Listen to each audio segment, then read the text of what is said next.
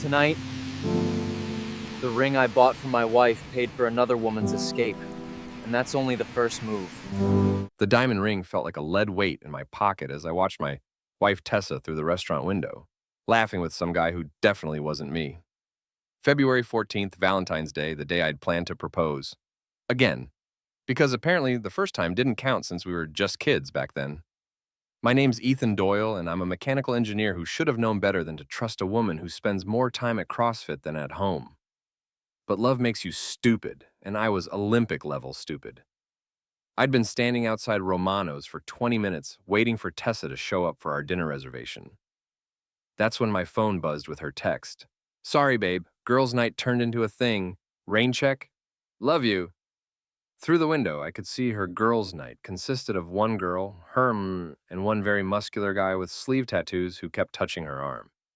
Nick Riley, her CrossFit coach. The same Nick she'd been mentioning a lot lately. My hands shook as I pulled out my phone and started recording. The ring box sat heavy in my jacket pocket, a $3,000 reminder of how pathetic I'd become. I filmed them for 2 minutes, enough to capture her throwing her head back in laughter at something he whispered in her ear, enough to catch him sliding his hand across the table to cover hers. "Excuse me, sir?" The hostess had appeared beside me. "Are you waiting for someone?" "Not anymore," I said, still filming. "Actually, could you do me a favor? I was supposed to propose to my girlfriend tonight, but she's in there with another guy. Mind if I make a quick video?" The hostess's eyes went wide. She glanced through the window, then back at me. "Oh my God, that's terrible. What are you gonna do?" Something she'll never forget. I walked to the jewelry store 3 blocks away, the one where I'd bought the ring last month. The same elderly clerk, Mr. Peterson, was working. "Back so soon, Mr. Doyle? How did the proposal go?" I pulled out the ring box and set it on the counter. "It didn't. I'd like to return this, but not for a refund. I want to donate it to the women's shelter downtown. Can you help me make that happen?" His eyebrows shot up. "That's quite generous. May I ask why?" "Because some women deserve better than what they're getting, and I want to film it." 20 minutes later, I was standing outside the Riverside Women's Shelter with Mr. Peterson, handing over a $3,000 engagement ring to the director, Mrs. Chen. My phone was propped up, recording everything. "This is for any woman who needs to know her worth," I said to the camera. "Sometimes the best way to show love is to let go." I posted the video to social media with the caption, "When your Valentine's Day plans change, change them better." Within an hour, it had 50 likes. By the time I made it to Murphy's bar, it was at 300. "Ethan," Rick Murphy called from behind the bar. He'd been my friend since high school, the kind of guy who remembered your drink and your problems with equal precision.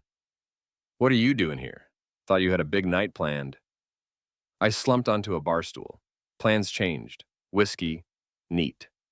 Rick poured without asking questions, but his expression said he had plenty. The bar was half empty, typical for a Tuesday night.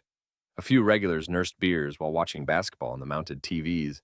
"So," Rick said, leaning against the bar, "want to talk about it?" Before I could answer, the door chimed, and Carla Morrison walked in. Tessa's best friend, the kind of woman who treated gossip like currency and spent it freely. "Oh my God, Ethan!" She rushed over, her voice pitched high with fake concern. "I just saw your video. That was so sweet, but why didn't you propose to Tessa?" I took a long sip of whiskey. "Ask her." Carla's eyes lit up with the thrill of drama. She slid onto the stool next to me, close enough that I could smell her perfume.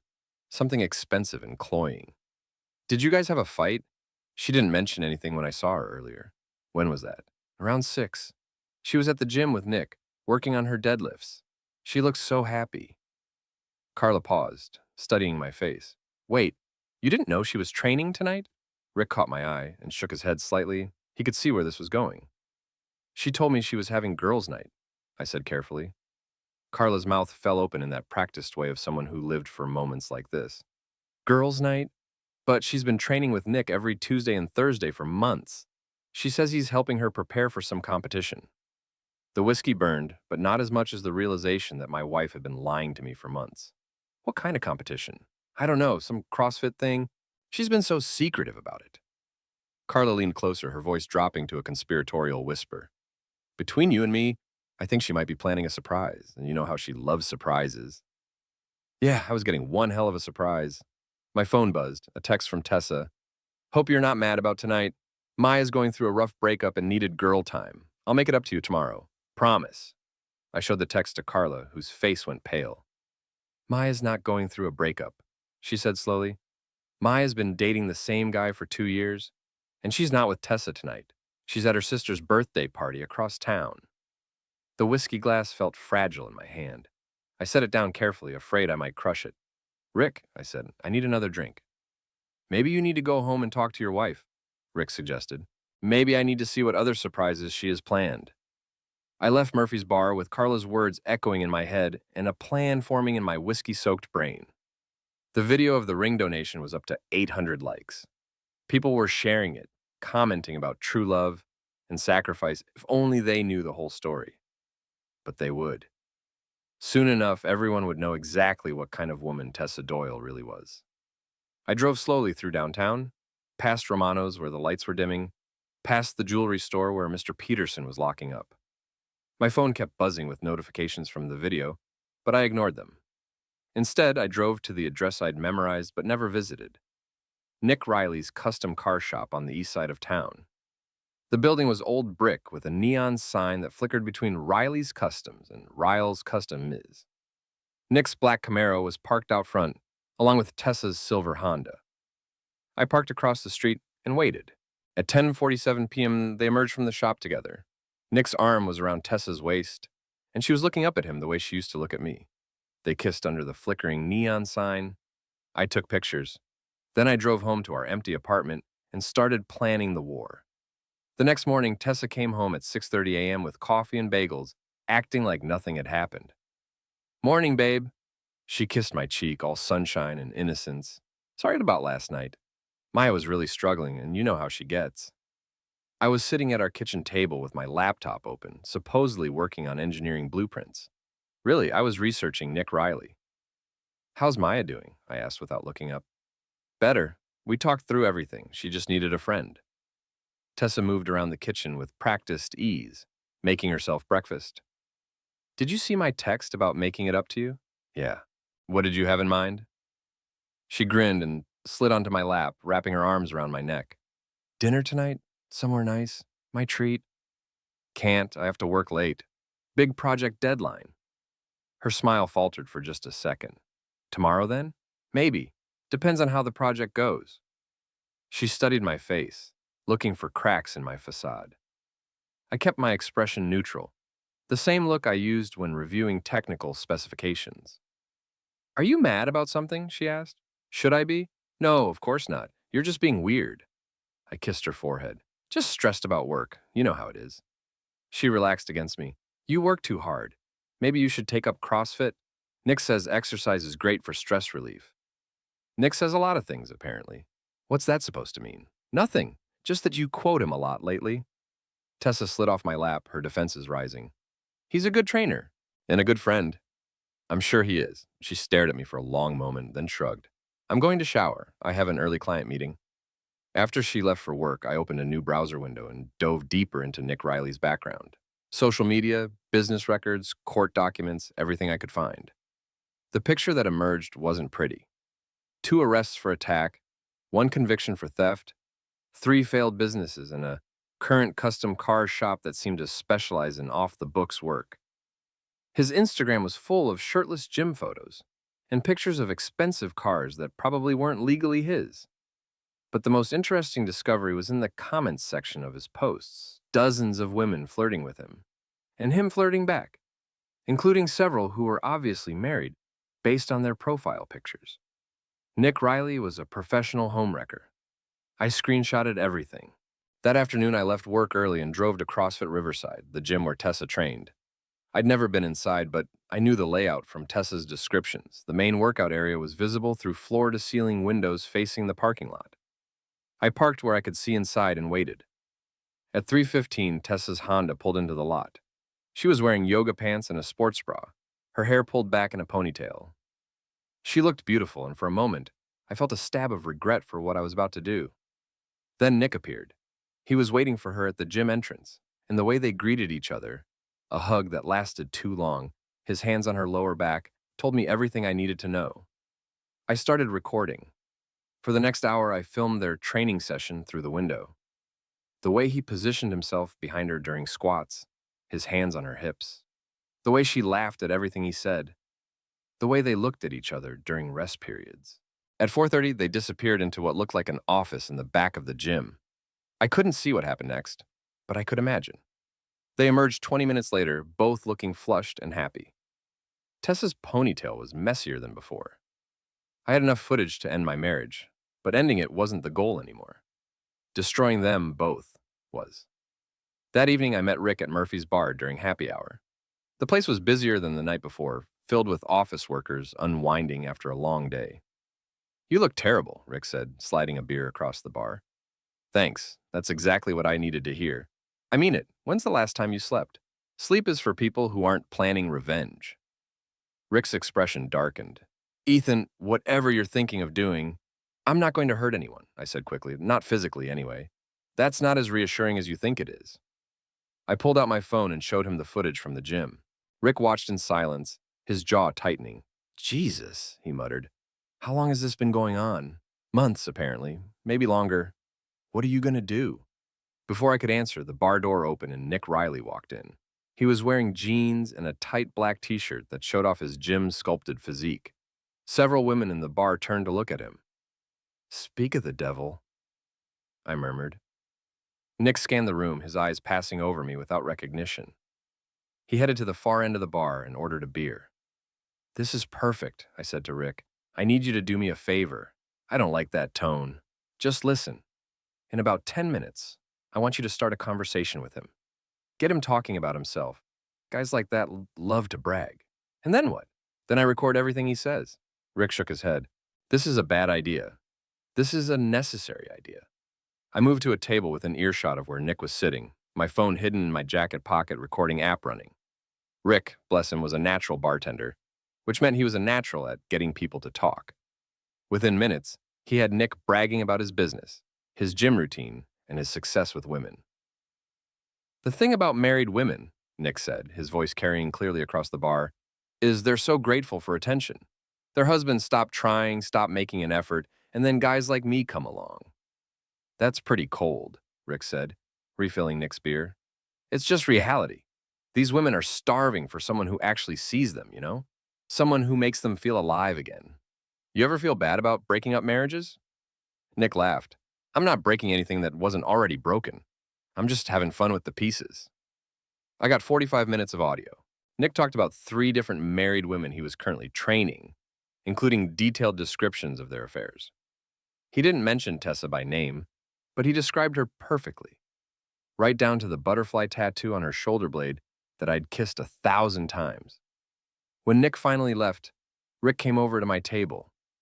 "Please tell me you're not going to do anything stupid with that recording." "Define stupid." "Ethan, don't worry. I'm not going to post it online or anything like that. I'm just gathering evidence." "Evidence for what?" "For the trial." "What trial?" I finished my beer and stood up. "The one where I prove that some people deserve exactly what they get." As I walked out of Murphy's bar, my phone buzzed with a text from an unknown number.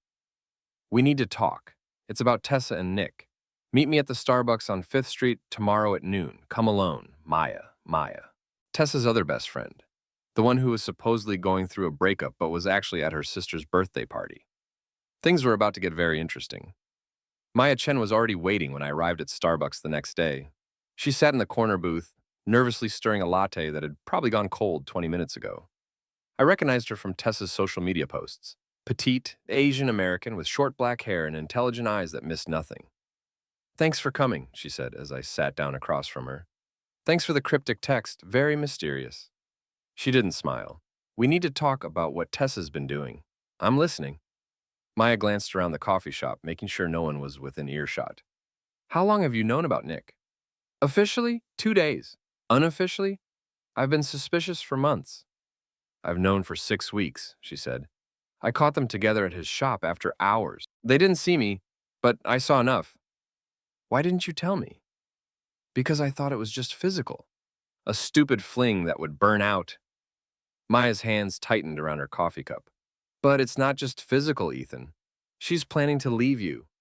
The words hit me like a punch to the stomach, even though I'd suspected as much. How do you know? Because she asked me to help her find an apartment.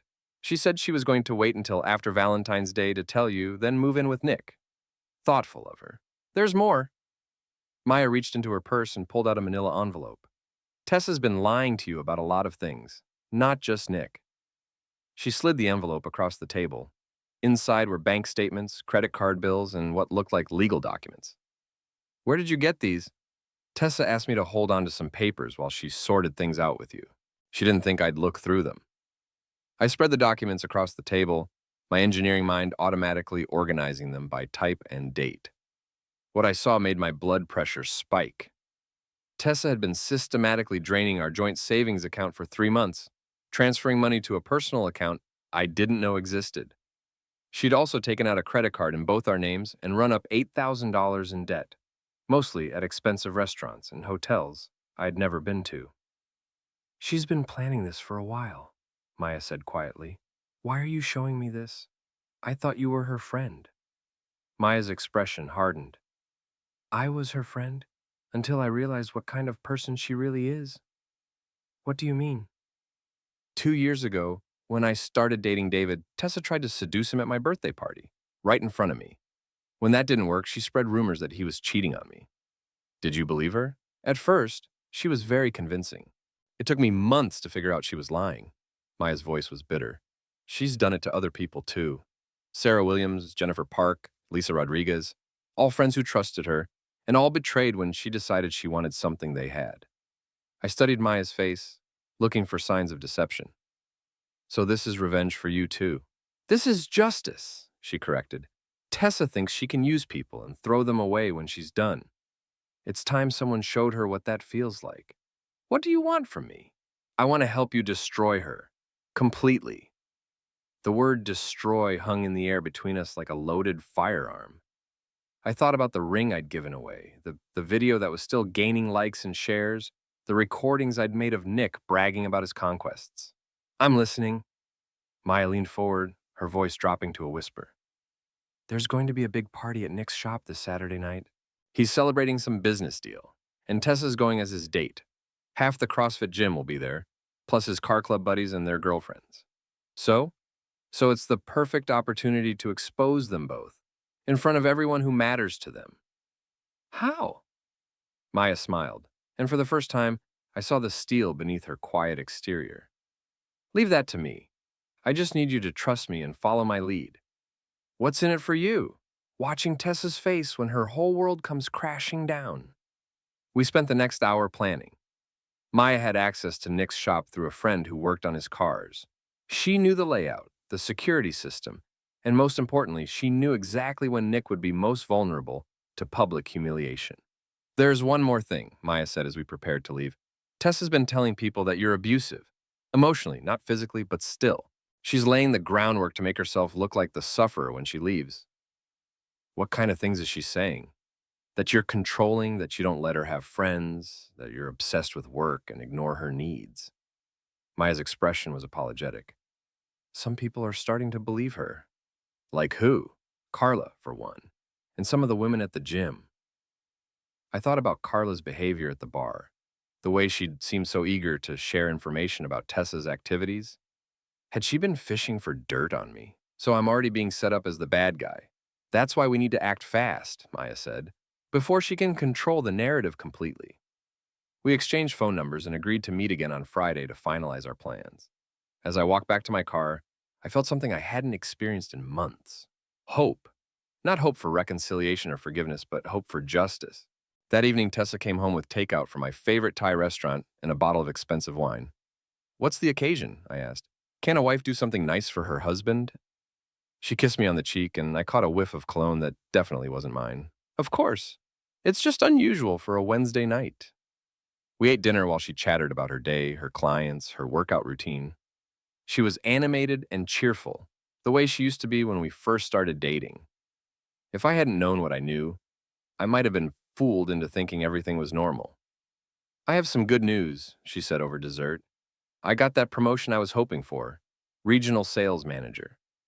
Congratulations. When does it start? Next month. There's just one thing, it requires some travel. I'll be on the road about 2 weeks out of every month. That's a lot of time away. I know, but the money is incredible. We could finally afford that house we looked at in Riverside Heights. The house we'd looked at 6 months ago, before I knew she was planning to leave me, before I knew about Nick or the secret bank account or the credit card debt. Sounds great, I said. We should celebrate. Really? You're not upset about the travel? Why would I be upset? It's a great opportunity. She beamed at me, and for a moment, I saw the woman I'd fallen in love with 5 years ago. Sweet, ambitious, full of dreams and plans for our future. Too bad that woman was a lie. There is one more thing, she said, her tone becoming casual. I might have to work this Saturday night. Team building event with the new regional staff. On a Saturday night? I know it's weird, but they're trying to create a more relaxed atmosphere. Dinner, drinks, getting to know each other outside the office. Where's it being held? Some restaurant downtown. I'm not sure which one yet. I nodded and smiled, and playing the supportive husband role one last time. Well, have fun. I'll probably just stay home and catch up on some work. You're the best, she said, leaning across the table to kiss me. As her lips touched mine, I thought about Saturday night and what Maya had planned. I thought about Nick's party and Tessa's lies and the look on both their faces when everything fell apart. I kissed her back and smiled. I love you too, I said. Soon, I said, and for the last time in our marriage, I meant it. Friday evening, Maya and I met at a 24-hour diner on the outskirts of town. The place was nearly empty except for a few truckers and late-shift workers grabbing coffee. We sat in a back booth, speaking in low voices like conspirators planning a heist. Everything's set for tomorrow night, Maya said, sliding a key across the table. This gets you into the back entrance of Nick's shop. My friend Jake works on cars there. He made me a copy. Won't there be security cameras? There are, but Jake's going to have a little accident with the recording system around 9 p.m. Technical difficulties that'll take about an hour to fix. I pocketed the key. What about the party? How many people are we talking about? At least 50, maybe more. Nick invited everyone from the gym, plus his car club, plus some business associates.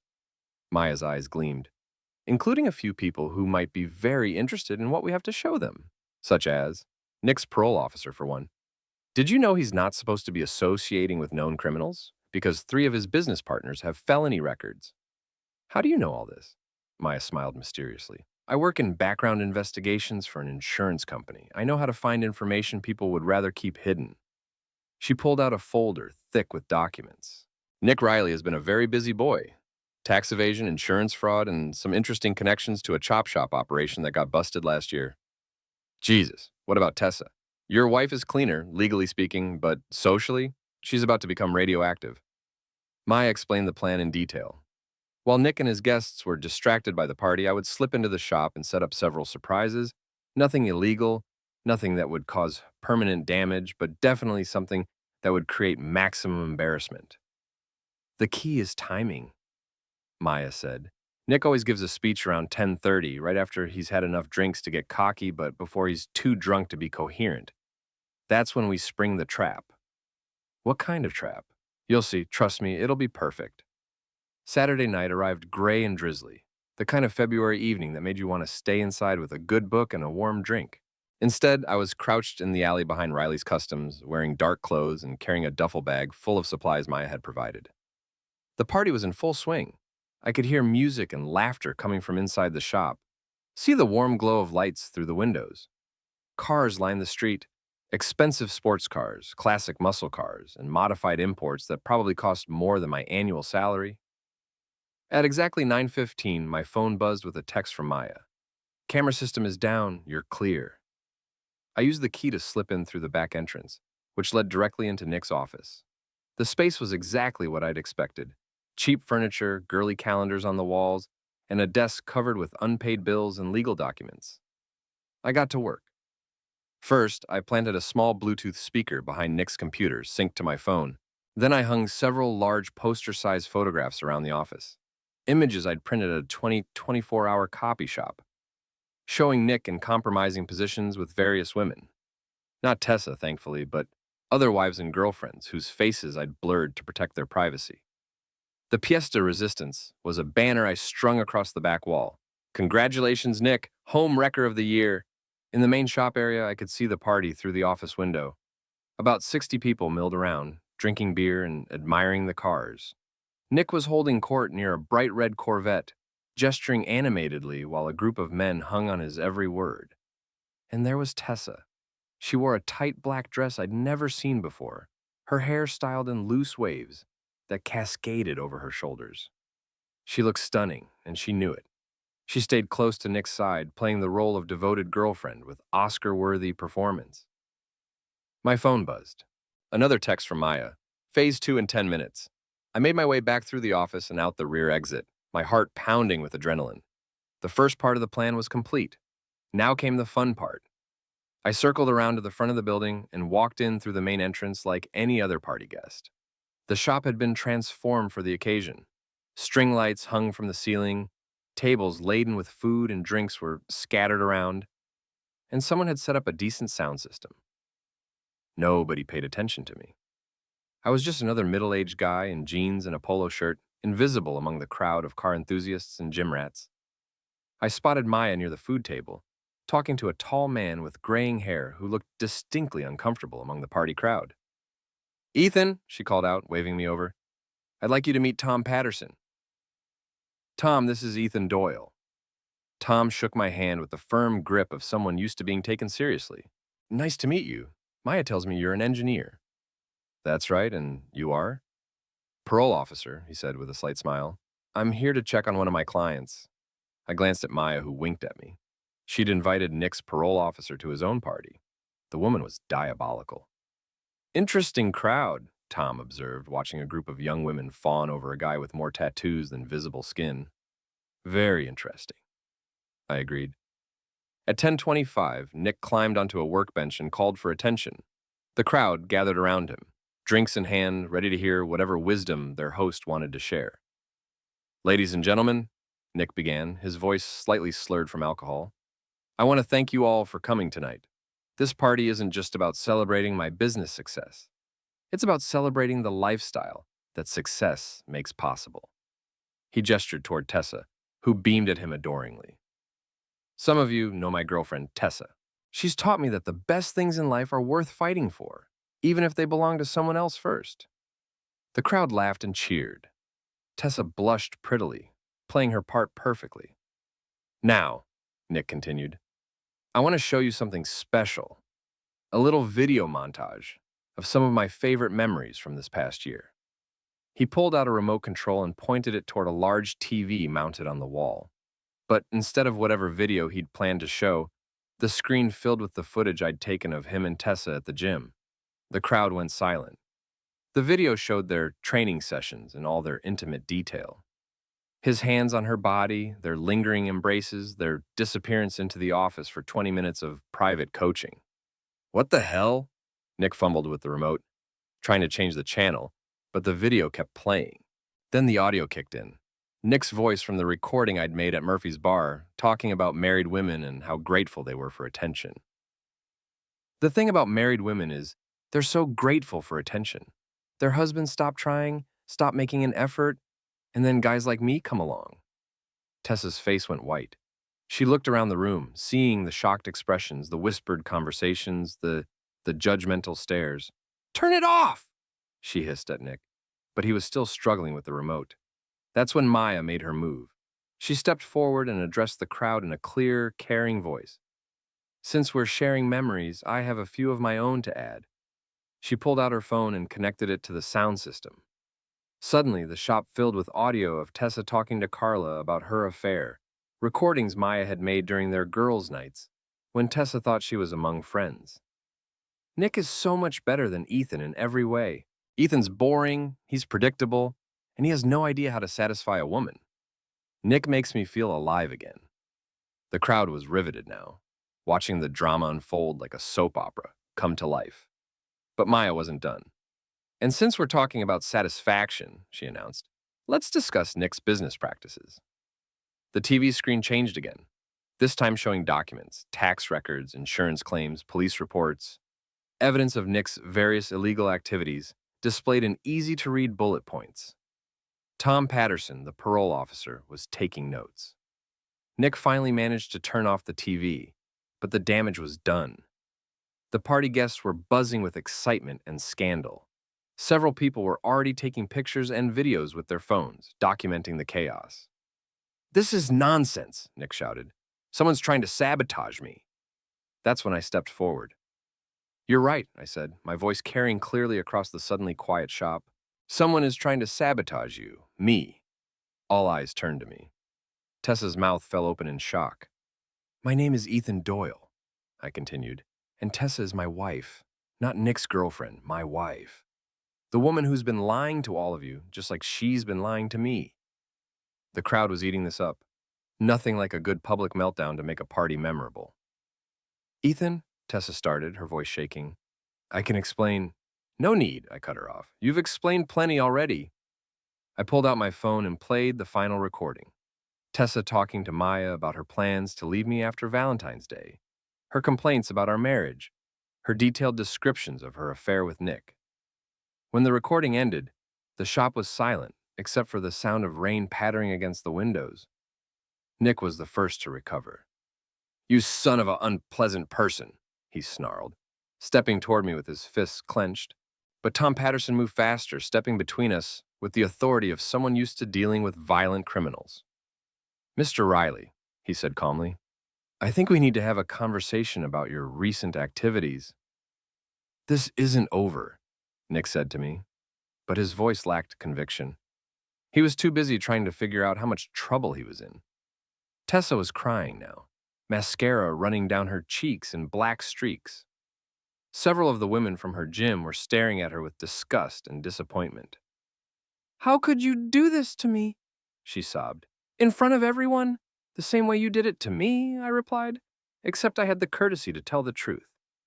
I looked around the room at the faces of the people who'd just witnessed the destruction of two lives.